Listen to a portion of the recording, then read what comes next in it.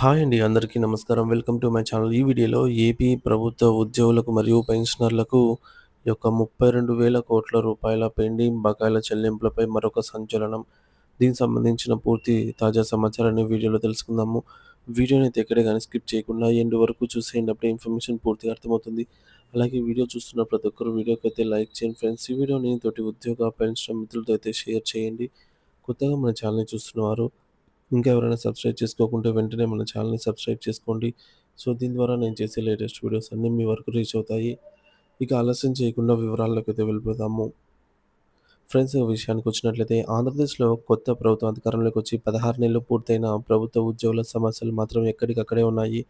ఎన్నికల సమయంలో ఇచ్చిన కీలక హామీలను నెరవేర్చకపోవడం, సుమారు 32,000,00,00,000 బకాయిలు చెల్లించడంలో ప్రభుత్వం నిర్లక్ష్యం వ్యవహరించడంపై ఉద్యోగ, ఉపాధ్యాయ, పెన్షనర్ల వర్గాల్లో తీవ్ర అసంతృప్తి, ఆందోళన వ్యక్తమవుతోంది.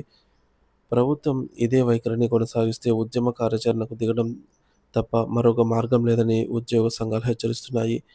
ప్రధానంగా నెరవేరని హామీలు, పెండింగ్ సమస్యలు లిస్ట్ ఇక్కడ చూద్దాము. ఆర్థిక బకాయిల ఊబి. ప్రభుత్వం ఉద్యోగులు చెల్లించాల్సిన డీఏ బకాయిలు, పీఆర్సీ బకాయిలు, సరెండర్ లీవ్ చెల్లింపులు, ఇతర బిల్లులతో కలిపి మొత్తం 32,000,00,00,000కు చేరింది. ఈ బకాయిలపై ప్రభుత్వం ఇప్పటివరకు ఎలాంటి స్పష్టమైన ప్రకటన చేయకపోవడం ఉద్యోగుల ఆగ్రహానికి కారణమవుతోంది. కొత్త వేతన సంఘంపై ఉదాసీనత. ప్రతి 5 ఏళ్లకోసారి ఉద్యోగుల వేతనాలను సవరించడానికి పీఆర్సీ నియమించడం ఆనవాయితీ. గత పీఆర్సీ కమిషనర్ రాజీనామా చేసి ఏడాది గడిచినా ప్రభుత్వం కొత్త కమిషన్‌ను నియమించలేదు. కనీసం మధ్యంతర భృతి ఐఆర్ ప్రకటించాలన్న డిమాండ్‌ను కూడా పట్టించుకోవటం లేదు. ఇది ప్రభుత్వ ఉదాసీనతకు నిలువుటద్దం పడుతోందని ఉద్యోగులు విమర్శిస్తున్నారు. సిపిఎస్ రద్దు, జీపీఎస్ సమీక్ష. ఎన్నికల సమయంలో ఇచ్చిన కీలక హామీ అయినటువంటి కాంట్రిబ్యూటరీ పెన్షన్ స్కీమ్ సిపిఎస్ రద్దుపై ప్రభుత్వం మౌనం వహించాల్సి వస్తోంది. దీనికి ప్రత్యామ్నాయంగా గత ప్రభుత్వం తీసుకొచ్చిన వివాదాస్పద గ్యారంటీడ్ పెన్షన్ స్కీమ్ జీపీఎస్‌ను సమీక్షించడానికి వెంటనే ఒక ఉన్నత స్థాయి కమిటీని ఏర్పాటు చేయాలని ఉద్యోగ సంఘాలు డిమాండ్ చేస్తున్నాయి. నాలుగోది ఔట్‌సోర్సింగ్, కాంట్రాక్ట్ ఉద్యోగుల వెతలు. కాంట్రాక్ట్ ఔట్‌సోర్సింగ్ ఉద్యోగుల సేవలను క్రమబద్ధీకరిస్తామని, సమాన పనికి సమాన వేతనం ఇస్తామని ఇచ్చిన హామీలు కూడా నీట మునిగాయి, నీట మాటగానే మిగిలిపోయాయి. ఇక ఐదోది ఇతర కీలక డిమాండ్లు. సకాలంలో జీతాలు, పెన్షన్లు.